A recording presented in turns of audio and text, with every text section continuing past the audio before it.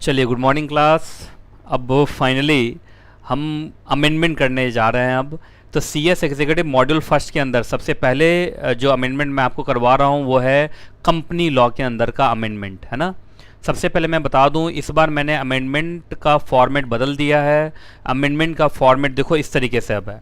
पहले चैप्टर का नाम, फिर हेडिंग का नाम, जिस हेडिंग में क्या हुआ है, अमेंडमेंट हुआ है।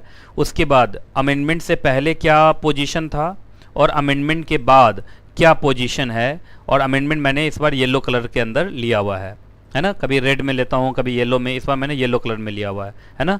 तो जो ऐसे बहुत सारे बच्चे हो सकते हैं जो एनकेजी क्लासेस के स्टूडेंट ना हो, उनको भी फ़ायदा हो जाएगा, उनको समझ में आ जाएगा कि अमेंडमेंट से पहले क्या सिचुएशन था और अमेंडमेंट के बाद अब क्या सिचुएशन है, वो आसानी से समझ सकेंगे। बाकी मैं बता दूं आपको कि हमारे सारे के सारे नोट्स एनकेजे वेबसाइट पे डाउनलोड ऑप्शन के अंदर वहाँ पर हैं अवेलेबल, आप डाउनलोड कर सकते हैं ओरिजिनल बुक्स हमारे।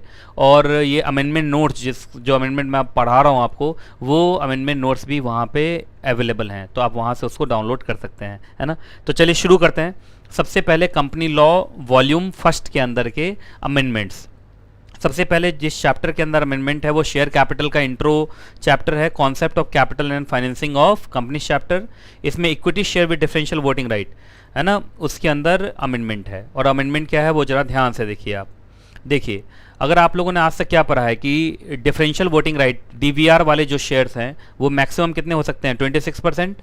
अब ये लिमिट चेंज हो गया है, ये लिमिट अब हो गया है 74%। क्या हो गया है, 74%। तो डीवीआर वाले शेयर्स कितने हो सकते हैं आप कंपनी के अंदर, 74% हो सकते हैं, मैक्सिमम 74%, है ना। जो बच्चे सिक्योरिटी लॉ भी पढ़ते हैं हमारे यहाँ, उनको मालूम होगा सिक्योरिटी लॉ के अंदर भी अमेंडमेंट हुआ है। अब वहाँ पे डिफरेंशियल वोटिंग राइट वाले शेयर्स को कहा जाता है सुपीरियर राइट्स इक्विटी शेयर। तो सुपीरियर राइट्स इक्विटी शेयर के लिए वहाँ भी लिमिट 74% है। तो इसका मतलब अब कंपनी लॉ और सिक्योरिटी लॉ दोनों एट पार आ गया है। कंपनी लॉ में क्या बोलते हैं, डीवीआर, और सिक्योरिटी लॉ में क्या बोलते हैं, superior rights, superior voting rights वाले इक्विटी शेयर। तो चूंकि सिक्योरिटी लॉ में अमेंडमेंट हुआ तो इस वजह से कंपनी लॉ में भी अब अमेंडमेंट हुआ, और कंपनी लॉ के अंदर भी अब डीवीआर वाले शेयर्स का लिमिट बढ़ा दिया। अब किसी भी कंपनी के अंदर डीवीआर कितने हो सकते हैं, 74% तक हो सकते हैं।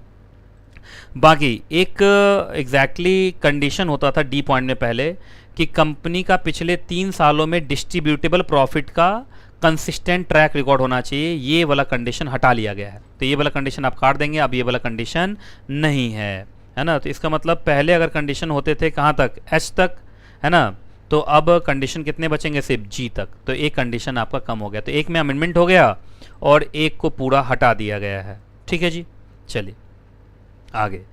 अब अगला जो अमेंडमेंट है वो डिबेंचर में है, और डिबेंचर में बहुत बड़ा अमेंडमेंट है। आपको विश्वास नहीं होगा, इस अमेंडमेंट को बनाने में भी मैं बताऊंगा, डीआरआर के ऊपर अमेंडमेंट है। बहुत टाइम लगा और 2 घंटे तक का टाइम लगाया मैंने, तब जाके मैं एमसीए के उस नोटिफिकेशन के लैंग्वेज को समझ पाया, जिस नोटिफिकेशन से उन्होंने डीआरआर से जुड़े हुए कॉन्सेप्ट को क्या किया था, अमेंड किया था, चेंज किया था। पर आपको चिंता करने की जरूरत नहीं है, आपको 5 मिनट के अंदर सब कुछ आराम से समझ में आ जाएगा। मैंने उसके लिए प्रॉपर बॉक्स बना दिया है, प्रॉपर चार्ट के फॉर्म में बना दिया है, बॉक्स के फॉर्म में है, वो आपको आराम से समझ में आ जाएगा। तो आपको परेशान होने की जरूरत नहीं है। तो 2 घंटे मेरे लगे, आपके लगेंगे से 5 मिनट। तो चलिए शुरू करते हैं। सबसे पहले डिबेंचर के अंदर सिक्योर डिबेंचर जब मैं पढ़ाता हूं तो वहां पे आपको जो कंडीशंस मैं पढ़ाता था उस कंडीशन का बस रूल नंबर एक बार लिख लीजिए, एक अपडेशन है। वो सारे कंडीशन कहाँ से आते थे, rule number 18 of company share capital and debenture rule 2014 से। तो रूल नंबर 18 है ना। चलिए जी, अब देखो डीआरआर आपने पढ़ा था, अगर आपको याद हो तो डीआरआर पढ़ने में काफ़ी टाइम भी लगता है, उसके अंदर कैलकुलेशंस भी बहुत सारे थे, है ना।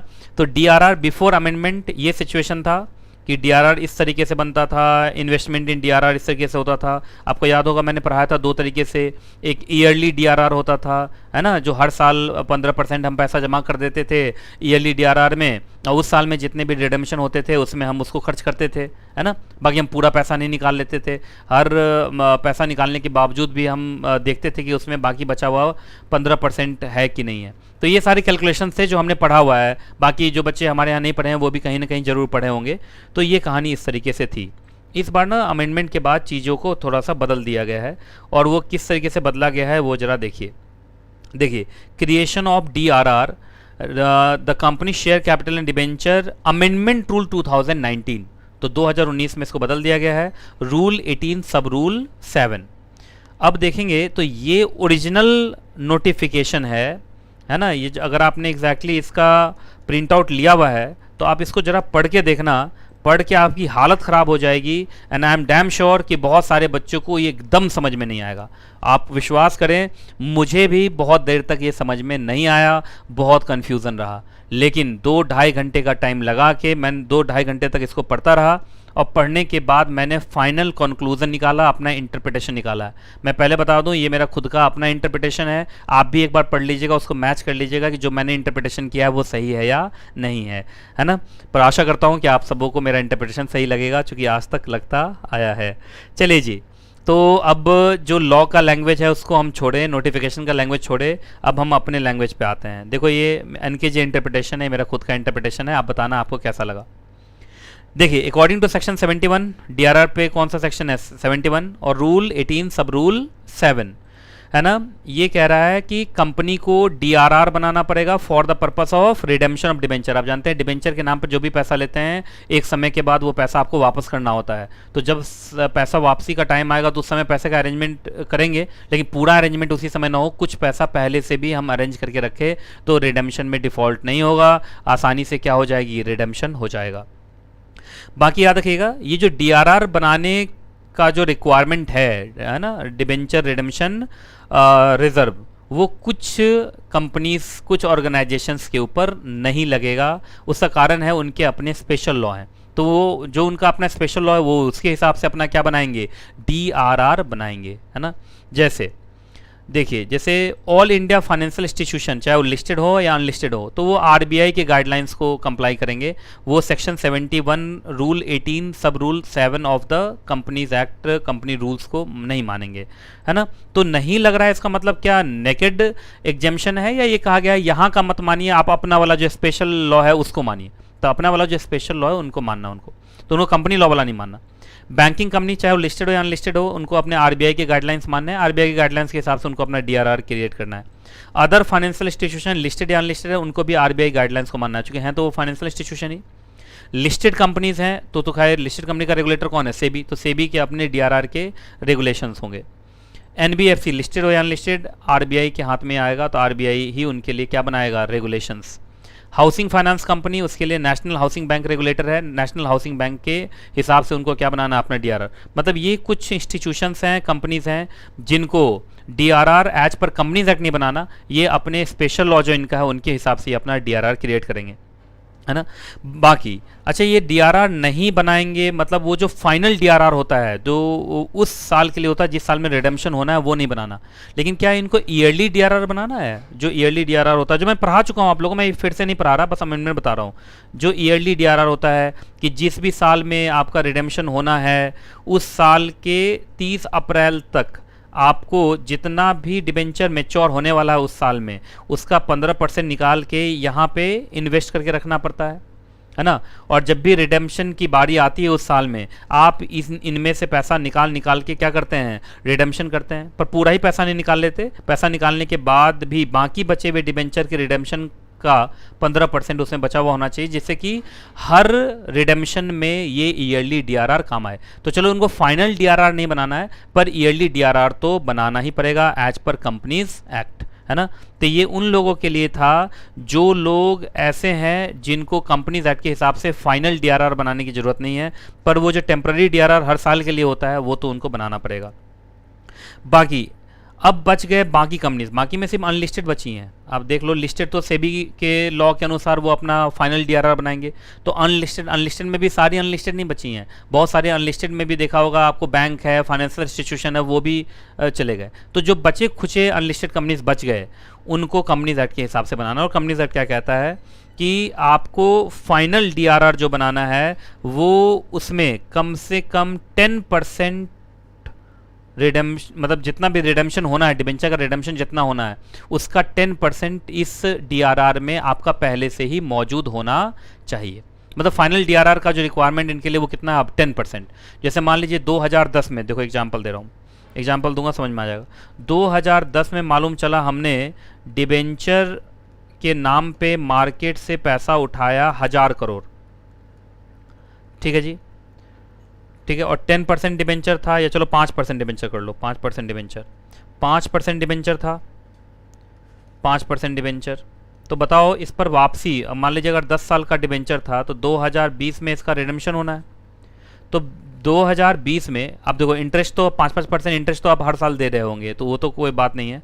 2020 में आपको 1000 करोड़, 1000 करोड़ क्या करना है एग्जैक्टली, आपको रिडीम करना है, 1000 करोड़ क्या करना है आपको, रिडीम करना है।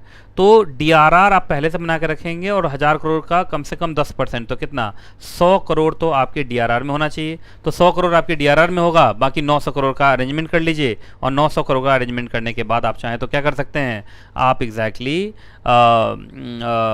रिडम्पशन कर सकते हैं आसानी से, कहीं कोई दिक्कत नहीं है। तो बताइए डीआरआर में कितना पैसा होना चाहिए, 10% होना चाहिए। उसके बाद डीआरआर के अंदर जो ये 10% पैसा डालेंगे वो कहाँ से आना चाहिए, प्रॉफिट से आना चाहिए। उसके बाद अगर पार्टली कन्वर्टेबल डिबेंचर है तो डीआरआर बताइए कौन से पोर्शन का बनता है, ये सब जानता है। पार्टली कन्वर्टेबल डिबेंचर में जो नॉन कन्वर्टेबल पोर्शन है उसी का तो रिडेम्पशन होना है, और जिसका रिडेम्पशन होना है उसी का तो आपको डीआरआर बनाना है। तो जो नॉन कन्वर्टेबल पोर्शन है जिसका रिडेम्पशन होना है उसके लिए ही डीआरआर आप बनाएंगे। बाकी डीआरआर में जो भी पैसा डालेंगे उसका इस्तेमाल सिर्फ रिडेम्पशन के लिए करेंगे, अदरवाइज कहीं आप खर्च नहीं करेंगे। तो देखो कितने आसानी से ये निकल गया, पर जब आप इसको पढ़ेंगे तो ये इतना आसान नहीं था। आप खुद पढ़ के देख लीजिए, मेरे इंटरप्रिटेशन से पहले आपको पता चल जाएगा, है ना। लेकिन अब आपको मुझे लगता है मुश्किल नहीं आएगी, आप आराम से डीआरआर अब पढ़ पाएंगे, है ना। चलिए जी, इसके बाद आगे जो एग्जैक्टली अमेंडमेंट है वो अकाउंट्स चैप्टर में है। अकाउंट्स चैप्टर में बस एनुअल फाइलिंग के ऊपर है कि जो एनबीएफसी कंपनीज होती हैं और जिनको अकाउंटिंग स्टैंडर्ड मानना जरूरी, इंड एस, है ना, इंड एएस मानना जरूरी है, उनके लिए थोड़ा फॉर्म अलग कर दिया है एनुअल फाइलिंग के लिए। उनको अपने फाइनेंशियल स्टेटमेंट आरओसी के साथ फाइल करना है, कौन से फॉर्म में, AOC for NBFC, Ind AS, और अगर वो कंसोलिडेटेड फाइनेंशियल स्टेटमेंट फाइल करना चाहते हैं तो AOC for CFS, NBFC, Ind AS, है ना। तो फॉर्म थोड़ा सा अलग हो गया इनके लिए, इस फॉर्म में वो फाइलिंग करेंगे, ठीक है जी। तो ये एनबीएफसी के लिए है। अब आइए डिविडेंड चैप्टर में, distribution of profit means what, dividend. उसके आईईपीएफ में थोड़ा सा डिफरेंस है, और वो क्या है जरा देखिए। आप देखो पहले आईईपीएफ में कितने जगह से पैसा जाता था, तो आई तक था ना। इस बार देखिए आप पैसा कितने जगह से जा रहा है, एन, तो इसका मतलब लिस्ट को बढ़ा दिया गया है। सोर्स ऑफ आईईपीएफ में थोड़ा सा उसको वाइडर कर दिया गया है। तो चलिए इसमें से काफ़ी कुछ मैं आपको पढ़ा चुका हूँ, लेकिन जो एडिशन हुआ मैं पूरा एक बार पढ़ा दे रहा हूँ, आप एडिशन उसमें देख लेना। सबसे पहले आईईपीएफ, इन्वेस्टर एजुकेशन प्रोटेक्शन फंड में पैसा कहाँ कहाँ से आएगा। एक तो सबसे पहले सेंट्रल गवर्नमेंट ग्रांट के रूप में एग्जैक्टली पैसा देता है। दूसरा, सेंट्रल गवर्नमेंट बहुत बार क्या करता है एग्जैक्टली, डोनेशन करता है। तीसरा, अनपेड डिविडेंड, आपको याद होगा वो 7 साल तक वेट करने के बाद यहाँ ट्रांसफ़र होता है। उसके बाद जनरल रेवेन्यू अकाउंट, पुराने कंपनीज एक्ट 1956 में अगर गवर्नमेंट के पास कुछ पैसा बचा हुआ था तो वो आईईपीएफ में ट्रांसफ़र होगा, पुराने कंपनीज एक्ट का है वो। उसके बाद पुराने कंपनीज एक्ट में आईईपीएफ का कौन सा सेक्शन था, सेक्शन 205C, तो पुराने कंपनीज एक्ट के आईईपीएफ में कुछ पैसा बचा हुआ था तो वो ट्रांसफ़र होगा। उसके बाद सेक्शन 38, सेक्शन 38 जानते हैं ना, पर्सनेशन के ऊपर है कि गलत पर्सनेशन करेंगे ना, ये पर्सनेशन के ऊपर है, पर्सनेशन, रॉन्गफुल पर्सनेशन। रुकिए मैं ठीक से लिख देता हूँ, रॉन्गफुल पर्सनेशन, रॉन्गफुल पर्सोनेशन, ठीक है। आप जानते हैं कि आप माउंट चला किसी कंपनी के शेयर होल्डर नहीं है, लेकिन झूठ फूट का आप दिखा रहे हैं कि आप शेयर होल्डर हैं और कंपनी से डिविडेंड ले लेते हैं, तो वो सारा का सारा डिविडेंड आपसे वापस लिया जाता है, और वो कहाँ ट्रांसफ़र किया जा सकता है, आईईपीएफ के अंदर। उसके बाद कंपनी ने एप्लीकेशन मनी लिया था शेयर्स अलॉट करने के लिए, और इससे पहले ही कंपनी शेयर अलॉट करती, इन्वेस्टर ही नहीं मिल रहा, एप्लीकेशन मनी वापस होना है, लेकिन ये चाहे एप्लीकेशन मनी रिजेक्ट हो गया हो वो वापस होना है, या एप्लीकेशन मनी अलॉटमेंट ना होने की वजह से वापस होना है, तो उस केस में एप्लीकेशन मनी जिनको वापस होना है वो मिल ही नहीं रहा है, तो कंपनी उसको 7 साल तक रखती है, इंतजार करती है, और उसके बाद आईपीएफ में ट्रांसफ़र हो जाता है। डिपॉजिट मैच्योर हो गया है तो डिपॉजिट होल्डर को खोजा जा रहा है कि आइए भाई अपना पैसा लेके जाइए, आपका डिपॉजिट मैच्योर हो गया, पर डिपॉजिट होल्डर ही नहीं मिल रहा, तो 7 साल तक का इंतज़ार करते हैं, है ना। उसके बाद मेच्योर डिबेंचर मेच्योर हो गया, रिडेम्पशन होना है, हम रिडेम्पशन का पैसा देने के लिए तैयार हैं पर डिबेंचर होल्डर नहीं मिल रहा, 7 साल का इंतजार के बाद पैसा आईपीएफ में ट्रांसफ़र हो जाता है। आईपीएफ में जितना पैसा रखा गया उसके ऊपर इंटरेस्ट आता है। उसके बाद बोनस इशू के अंदर, मर्जर एंड अमलगमेशन के अंदर, है ना, सेल प्रोसीड्स, फ्रैक्शनल शेयर जो होते हैं उसको बेचा जाता है, उससे जो पैसा आया उसको 7 साल तक इंतजार करेंगे जिनका बनता है उनको देने का, अगर वो नहीं मिलते हैं तो उसको फिर कहाँ ट्रांसफ़र किया जाता है 7 साल के बाद, आईपीएफ में। प्रेफरेंस शेयर्स का रिडेम्पशन हमने किया पर प्रेफरेंस शेयर होल्डर ही नहीं मिल रहा जिनको पैसा देना है, तो 7 साल का इंतजार करेंगे, उसके बाद फिर आईपीएफ में ट्रांसफ़र हो जाएगा। और सच अदर अमाउंट एज में भी प्रिस्क्राइब्ड, इस लिस्ट को बढ़ाया भी जा सकता है।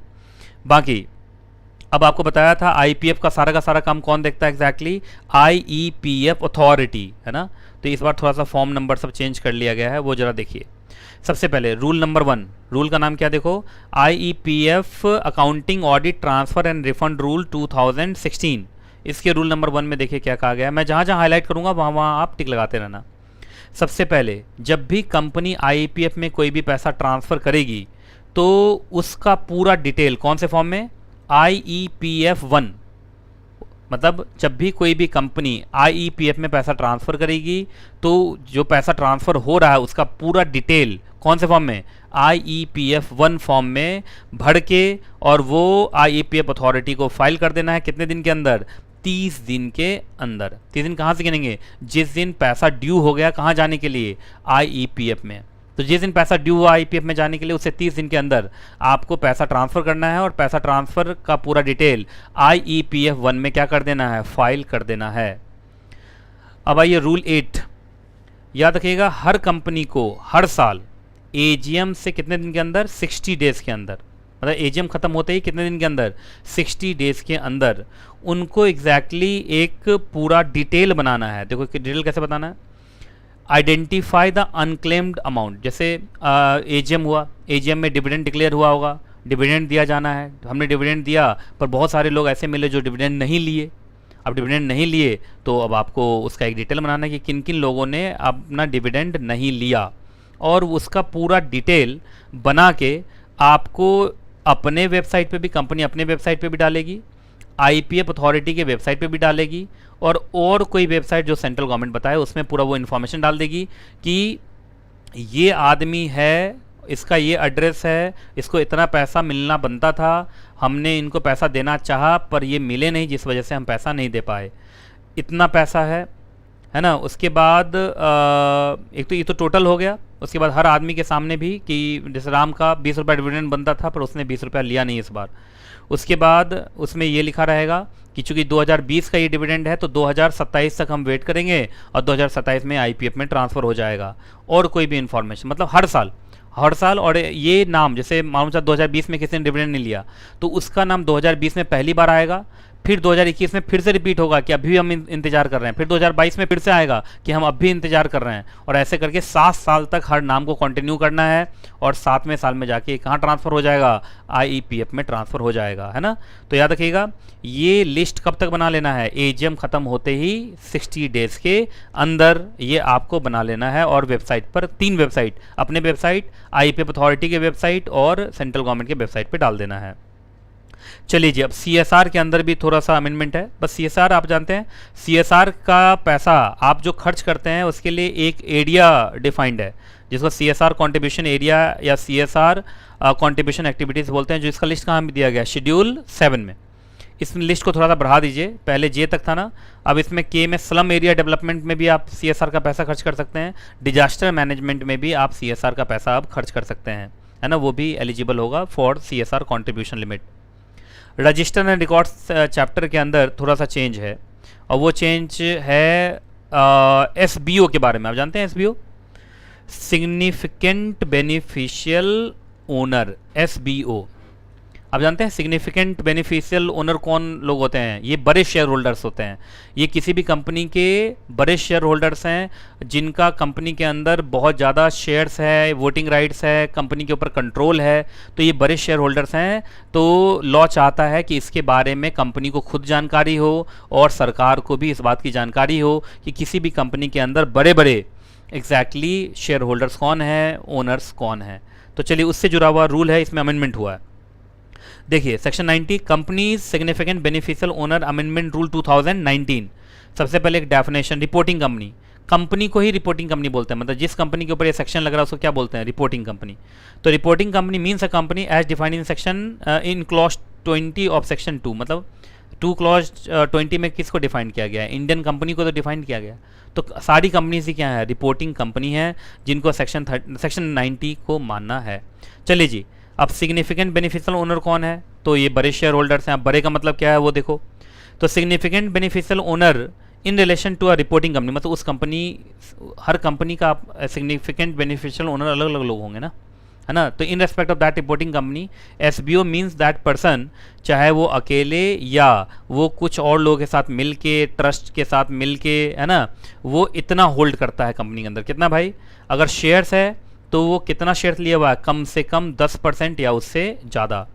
अगर वोटिंग राइट है तो उसके पास कितना वोटिंग राइट है रिपोर्टिंग कंपनी के अंदर, 10% या 10% से ज़्यादा।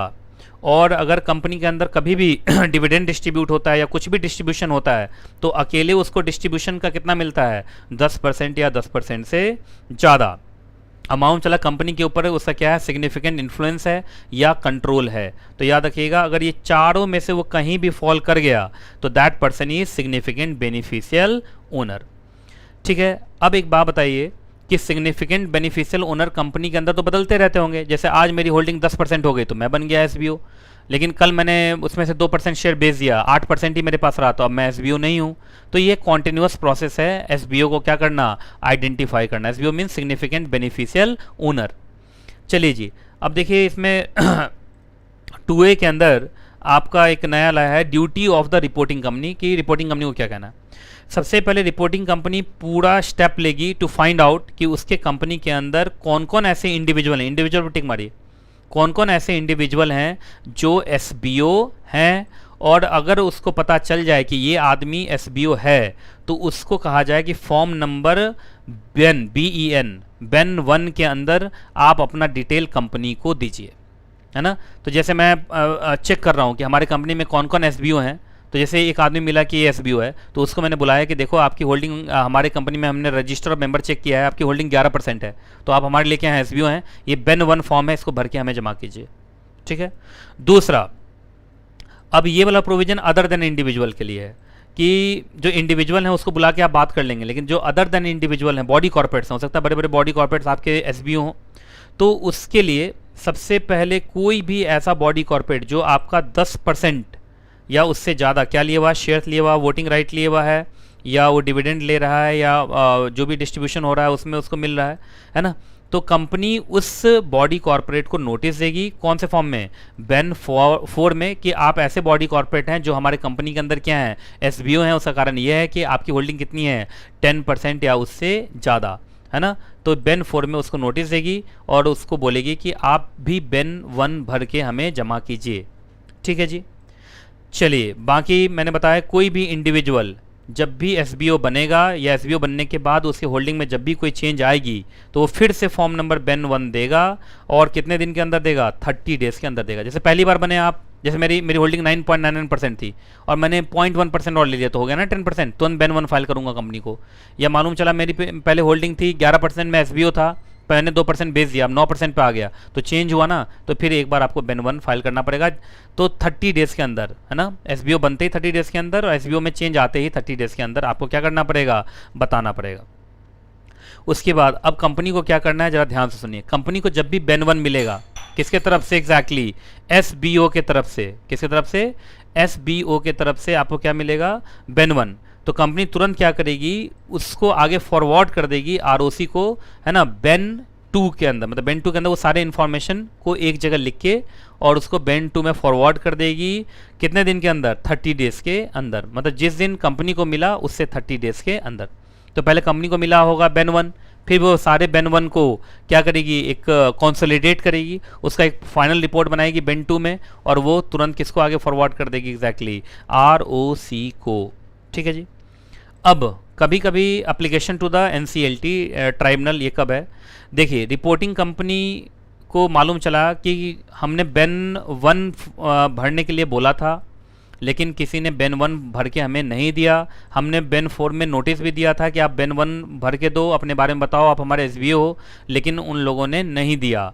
अब नहीं दिया तो उस केस में अब ये कंपनी कहाँ चली जाएगी? एनसीएलटी के पास। तो देखिए, हमने किसी पर्सन को बोला बेन 4 में कि आप जल्दी से अपने बारे में बताओ, आप एसबीओ हो, उसने नहीं दिया। या इन्फॉर्मेशन दिया तो सेटिस्फैक्ट्री इन्फॉर्मेशन नहीं दिया, छोटा मोटा छिपाया हुआ इन्फॉर्मेशन दिया, है ना। तो उस केस में एक तो इन्फॉर्मेशन दिया ही नहीं, या दिया तो सही नहीं दिया, तो उस केस में कंपनी एनसीएलटी के पास जा सकती है और एनसीएलटी को जाके कह सकती है कि सर आप इस तरीके के डायरेक्शन पास करें, वो जो आदमी है जो एसबीओ है लेकिन एसबीओ से जुड़ा हुआ जानकारी हमें नहीं दे रहा है, उसके शेयर के ट्रांसफ़र के ऊपर रोक लगा दें, जो डिविडेंड मिल रहा है उसकी उस राइट को सस्पेंड कर दें, जो वोटिंग राइट वो एक्सरसाइज कर रहा है उसको क्या कर दें? एग्जैक्टली सस्पेंड कर दें, या कोई भी और रेस्ट्रिक्शंस आप उसके ऊपर लगाएं जिससे कि वो मजबूर हो जाए और वो अपने बारे में एसबीओ होने की वजह से जो इन्फॉर्मेशन उसको देनी चाहिए थी बेन 1 के अंदर वो हमें दे दे। उसके बाद नॉन एप्लीकेबिलिटी, याद रखिएगा ये रूल कुछ जगहों पे नहीं लगेगा, मतलब कुछ शेयर होल्डर्स ऐसे जो एसबीओ हैं फिर भी उनके ऊपर नहीं लगेगा। पहला, मालूम चला आईपीएफ अथॉरिटी के पास भी शेयर्स होते हैं, ऐसे लोगों के शेयर्स होते हैं जो शेयर होल्डर्स मिल ही नहीं रहे हैं, कंपनी को खो गए हैं, नहीं मिल रहे हैं, अनआइडेंटिफाइड हैं, अनक्लेम्ड है, तो उनके शेयर्स किसी पास पहुंच जाते हैं? आईपीएफ अथॉरिटी को। तो आईपीएफ अथॉरिटी पर थोड़ी लगा देंगे आप ये सेक्शन। हो सकता है आईपीएफ अथॉरिटी के पास ऐसे अनक्लेम्ड जो एग्जैक्टली शेयर्स हैं वो 20% आ गए हों, तो वो थोड़ी एसबीओ हो जाएगा। होल्डिंग रिपोर्टिंग कंपनी, अब एक बताइए किसी भी सब्सिडरी के अंदर होल्डिंग का कितना शेयर होता है? More than 50%। तो मोर देन मतलब किसी भी सब्सिडरी के अंदर होल्डिंग कंपनी तो हमेशा ही क्या रहेगी? एसबीओ, तो उसके ऊपर नहीं लगेगा। होल्डिंग को छोड़ के जो बाकी लोग हैं जो नॉर्मल शेयर होल्डर्स हैं लेकिन उनकी होल्डिंग 10% या 10% से ज़्यादा, उनके लिए है ये। उसके बाद कोई भी रिपोर्टिंग कंपनी है, कोई भी बॉडी कॉर्पोरेट है, कोई भी एंटिटी है जिसको सी पॉइंट पहले ना, central government, state government, local authority. Government company का सबसे बड़ा शेयर होल्डर कौन होता है? सरकार, सेंट्रल गवर्नमेंट, स्टेट गवर्नमेंट या लोकल अथॉरिटी, तो उनके ऊपर भी ये एग्जैक्टली रूल अप्लाई नहीं होगा। या कोई भी ऐसी रिपोर्टिंग कंपनी, कोई भी ऐसा बॉडी कॉर्पोरेट या कोई भी ऐसा एंटिटी जिसको सेंट्रल गवर्नमेंट, स्टेट गवर्नमेंट या partly by central government, partly by state government वो उसको कंट्रोल करते हैं, मतलब ये गवर्नमेंट कंट्रोल्ड कंपनीज हैं या एंटिटीज़ हैं, तो उनके ऊपर भी ये रूल अप्लाई नहीं होगा। उसके बाद कुछ इन्वेस्टमेंट व्हीकल्स जो सेबी के साथ रजिस्टर्ड है, सेबी के साथ जो रजिस्टर्ड है वो ज़्यादातर कहाँ से चलते हैं? सेबी के रेगुलेशन से चलते हैं, जैसे म्यूचुअल फंड है, ऑल्टरनेटिव इन्वेस्टमेंट फंड है, रियल एस्टेट इन्वेस्टमेंट ट्रस्ट है, इंफ्रास्ट्रक्चर इन्वेस्टमेंट ट्रस्ट है, तो उनके ऊपर भी नहीं लगेगा क्योंकि वो सेबी से क्या हो रहा है? रेगुलेट हो रहे हैं। उसी तरीके से कुछ इन्वेस्टमेंट व्हीकल्स जो आरबीआई से गवर्न होते हैं, आईआरडीए से गवर्न होते हैं, pension fund regulatory development authority से एग्जैक्टली गवर्न होते हैं, तो जिनके अपने स्पेसिफिक रेगुलेटर्स हैं उनको ये फॉलो करने की ज़रूरत नहीं है। ठीक है जी, चलो भाई, अब अगला चैप्टर जहाँ अमेंडमेंट है वो है वाइंडिंग अप।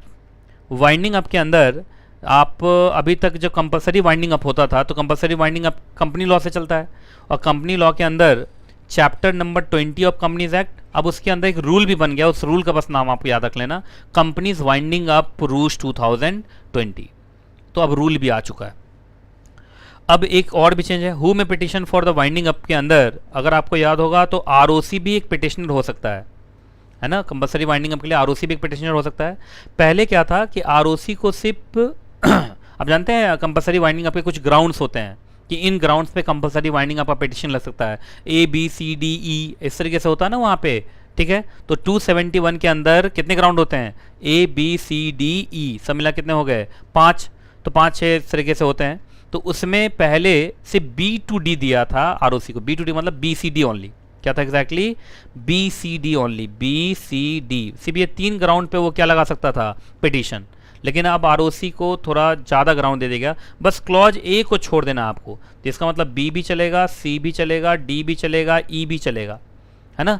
अगर F होगा तो F भी चलेगा, मतलब सिर्फ एक A वाला को छोड़ देंगे आप, बाकी आरओसी किसी भी ग्राउंड पे क्या लगा सकता है? पिटीशन लगा सकता है। इसका मतलब आरओसी का पिटीशन लगाने का जो दायरा है उसको बढ़ा दिया गया है।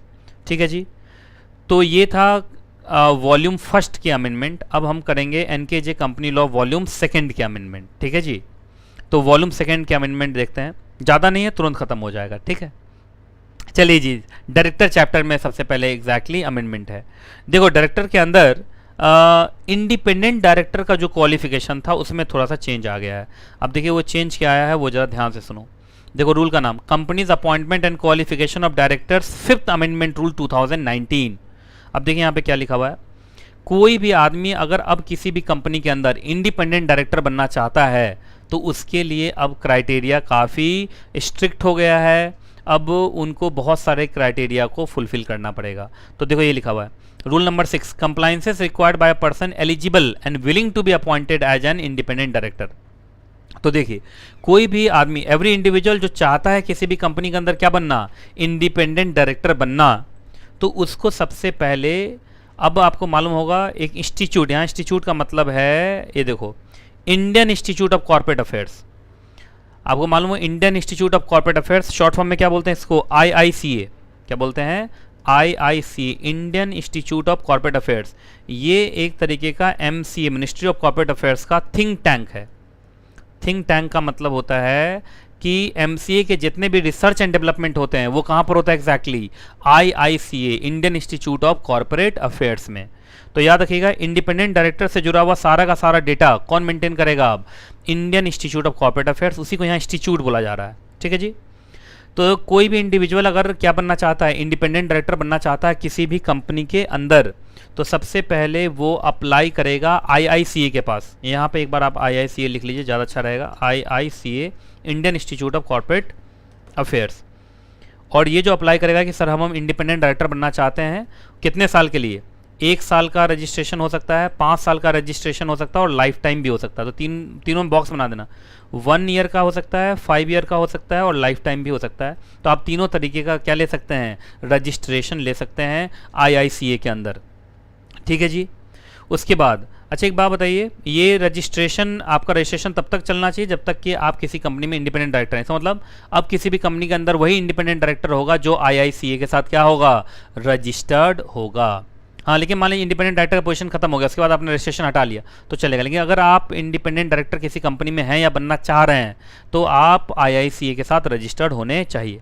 अच्छा एक बात बताइए, मान लीजिए किसी कंपनी ने हमें बुलाया नहीं या किसी कंपनी में हम नहीं बनने जा रहे इंडिपेंडेंट डायरेक्टर, लेकिन फिर भी हम इंडिपेंडेंट डायरेक्टर के डेटा बैंक में अपना नाम डाल के रखना चाहते हैं कि क्या पता कहीं से कॉल आ जाए, तो आप वॉलंटरली भी आप अपना नाम कहाँ डलवा सकते हैं, IICA के इंडिपेंडेंट डायरेक्टर्स के डेटा बैंक में आप करवा सकते हैं, उसमें कोई दिक्कत वाली बात नहीं है। तो इंडिपेंडेंट डायरेक्टर बनने जा रहे हैं तो मैंडेटरी हो गया, लेकिन नहीं बनने जा रहे हैं फिर भी नाम रखना चाहते हैं तो आप IICA में अपना नाम भेज दीजिए और IICA आपको आपका नाम डेटा बैंक में डाल देगा। और डेटा बैंक से कंपनीज़ खोजती रहती हैं कि कौन कौन ऐसे इंडिपेंडेंट डायरेक्टर हैं और वो आपको कंपनी बुलाएगी, वहाँ पर आपका इंटरव्यू होगा, इंटरव्यू में अगर आप सब कुछ ठीक रहा तो आप उस कंपनी में बन जाएंगे इंडिपेंडेंट डायरेक्टर। बाकी याद रखिएगा एक बार जो रजिस्ट्रेशन होगा डेटा बैंक में, एक बार जो नाम आएगा तो मैंने बताया था कि 1 ईयर के लिए होगा या 5 साल के लिए होगा या लाइफ टाइम होगा, वो आप चूज़ कर लेना। तो याद रखिएगा अगर 1 ईयर के लिए कराया था, 1 ईयर खत्म होते ही 30 दिन के अंदर आपको फिर से रिन्यूअल कराना पड़ेगा। 5 ईयर्स के लिए है तो फिर 5 ईयर्स खत्म होते ही आपको 30 दिन के अंदर रिन्यूअल कराना पड़ेगा। तो रिन्यूअल कराते रहना पड़ता है अगर आप इंडिपेंडेंट डायरेक्टर्स कंटिन्यू करना चाहते हैं तो। और लाइफ टाइम के लिए ये है कि लाइफ टाइम के लिए एक बार अगर आपने लाइफ टाइम फीस पे कर दिया है तो फिर आपको रिन्यूअल की ज़रूरत नहीं है, लेकिन लाइफ टाइम के लिए फीस अगर आपने पे नहीं किया तो फिर आपको बार बार क्या कराना पड़ेगा, रिन्यूअल कराना पड़ेगा। बाकी एक ये देखो, ये सबसे बड़ा अमेंडमेंट है, अब इंडिपेंडेंट डायरेक्टर बनने के लिए ऑनलाइन टेस्ट भी अब पास करना पड़ेगा। मतलब हद हो गया, अब CS बनने के लिए एग्ज़ाम और CS बनने के बाद अगर किसी कंपनी में इंडिपेंडेंट डायरेक्टर बनने जा रहे हैं तो फिर से आपको एग्ज़ाम पास करना पड़ेगा। वो एग्ज़ाम ऑनलाइन टेस्ट होगा, IICA लेगा। तो याद रखिएगा इंडिपेंडेंट डायरेक्टर बनने के लिए आपको online proficiency self assessment test pass करना पड़ेगा। और वो आपको कब तक पास करना पड़ेगा, जिस दिन आपका नाम इंडिपेंडेंट डायरेक्टर के डेटा बैंक में जुड़ा है उससे 1 साल के अंदर आपको ये टेस्ट पास कर लेना पड़ेगा। लेकिन कुछ लोगों को एग्जाम्शन है, आप चिंता मत कीजिए, अगर हम CS हैं तो हो सकता है कि हम एग्जाम्ड हो जाएं, हमें इंडिपेंडेंट डायरेक्टर के लिए एग्ज़ाम पास करने की ज़रूरत ना हो। ऐसे ही CS करते करते हम बहुत सारा एग्ज़ाम पास करते हैं, है ना। चलिए जी, तो यहाँ देखो प्रोविजो, प्रोविजो का मतलब एक्सेप्शन। याद रखिएगा अगर आप किसी कंपनी के अंदर डायरेक्टर हैं या की मैनेजेरियल पर्सनल है तो CS इसमें आ गया। की मैनेजेरियल पर्सनल में कितने साल से, कम 10 साल से। अच्छा देखो, मतलब नया वाला जो CS है वो एग्जाम्प्ट नहीं हो पाया, पुराने बूढ़े बूढ़े जो CS है वो, है ना। तो याद रखिएगा अगर आप 10 साल से डायरेक्टर हैं या केएमपी हैं, और छोटे मोटे कंपनी में नहीं, किसी लिस्टेड पब्लिक कंपनी में, अनलिस्टेड पब्लिक कंपनी है लेकिन उसका पेड अप शेयर कैपिटल कितना है 10 करोड़ या 10 करोड़ से ज़्यादा, और या कोई भी ऐसा बॉडी कॉर्पोरेट जो स्टॉक एक्सचेंज पर क्या है एग्जैक्टली लिस्टेड है। तो इन लोगों के ऊपर, इन लोगों के अंदर अगर आप 10 साल से डायरेक्टर या केएमपी हैं तो फिर आपको ये टेस्ट पास करने की ज़रूरत नहीं है। अब 10 साल से आप केएमपी डायरेक्टर हैं तो आपका खुद का ही इतना एक्सपीरियंस होगा कि ये सब टेस्ट वेस्ट देने की आपको ज़रूरत नहीं है। बाकी इस रूल के अंदर कहीं भी इंस्टीट्यूट लिखा हुआ हो, इसका मतलब Indian Institute of Corporate Affairs, और Indian Institute of Corporate Affairs को ही अब डेटा बैंक बनाना है इंडिपेंडेंट डायरेक्टर्स का। तो जितने भी पर्सन विलिंग हैं, एलिजिबल हैं इंडिपेंडेंट डायरेक्टर बनने के लिए, वो सारा का सारा उन लोगों का नाम ये ऑनलाइन डेटा बैंक होगा जो IICA के का वेबसाइट के ऊपर होगा। मतलब IICA की वेबसाइट पर जब जाएंगे तो वहाँ पे एक जगह लिखा आएगा data bank for independent director, उसमें भारत के सारे इंडिपेंडेंट डायरेक्टर का नाम होगा जो इंडिपेंडेंट डायरेक्टर कंपनी में बनना चाहते हैं, और जिन्होंने एग्ज़ाम पास किया, और एग्ज़ाम बाकी जिनको एग्ज़ाम नहीं देना है उनके लिए तो कोई बात ही नहीं है। ठीक है जी, चलिए जी। अब manner of selection of N independent director, तो कुछ नहीं है। देखो अब ये वाला, ये देखो ये बिफोर अमेंडमेंट में इतना सारा लिखा हुआ था, अब ये वाला सारा का सारा क्या हो गया, ये वाला माइनस हो गया, बस और कुछ नहीं हुआ।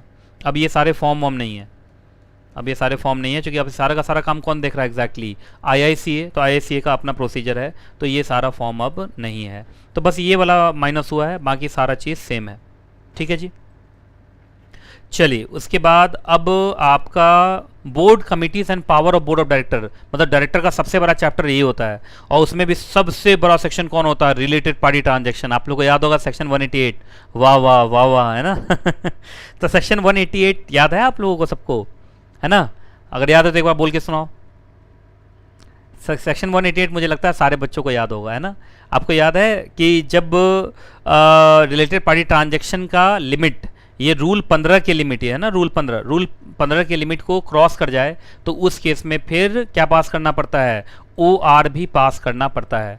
वही रूल 15 के लिमिट में क्या हो गया है, चेंज आ गया। रूल 15 के लिमिट में क्या आ गया एग्जैक्टली, चेंज आ गया, और चेंज कुछ नहीं है, चीज़ें घटाई गई हैं।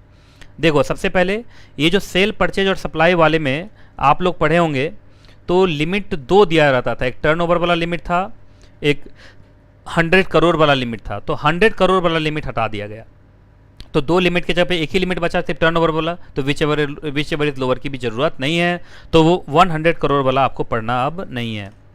उसके बाद सेकेंड पॉइंट में सेलिंग और अदरवाइज डिस्पोजिंग ऑफ वाले में भी यही किया गया है। आपका 100 करोड़ रुपीज़ वाला जो एग्जैक्टली रिक्वायरमेंट था वो अब कंपैरिजन नहीं होगा, सिर्फ नेटवर्थ वाला चलेगा, तो इसलिए विच एवर इज़ लोअर भी लिखने की ज़रूरत नहीं है। थर्ड, लीजिंग वाले केस में अब वो जो पहले से लिखा हुआ तो सारा काट दीजिए, बस वहाँ पे लिख दीजिए अमाउंटिंग टू 10% और मोर ऑफ टर्नओवर, है ना? तो इसमें अगर देखा जाए तो सिर्फ टर्नओवर वाला चलेगा अब, और अब इसमें भी एक्सीडिंग था, यहाँ अमाउंटिंग भी है, इसका मतलब इक्वल टू भी चलेगा, इस बात को ध्यान रखिएगा। ठीक है, इक्वल टू भी हो गया तो भी दिक्कत हो जाएगा, है ना?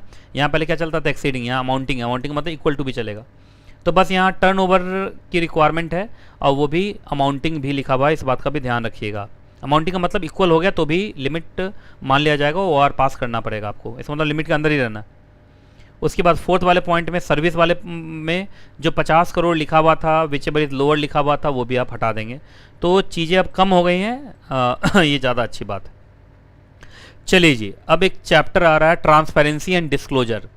ट्रांसपेरेंसी एंड डिस्क्लोजर के अंदर जब हम बोर्ड रिपोर्ट बनाते हैं तो rule 8 of company account rule से भी कुछ मैटर्स आते हैं। उस मैटर में थोड़ा सा एक चीज़ और जोड़ देना है आपको, ये 3A है कि बोर्ड ऑफ डायरेक्टर का एक opinion regarding integrity, expertise and experience of what independent director, मतलब इस साल में जितने भी इंडिपेंडेंट डायरेक्टर अपॉइंट हुए उनका इंटीग्रिटी कैसा रहा, एक्सपर्टीज कैसा रहा, एक्सपीरियंस कैसा रहा, तो ये भी एक, इस पर भी एक रिपोर्ट बना के बोर्ड रिपोर्ट में डालना पड़ेगा, है ना? तो चलिए जी, इसी के साथ कंपनी लॉ का अमेंडमेंट हो गया ख़त्म, है ना? तो चलिए अभी यहीं तक, फिर मिलूँगा किसी और अमेंडमेंट के साथ, और जब तक मैं ना मिलूँ दुआ में याद रखिएगा। खुश रहें आप, खुश रहें आपका परिवार।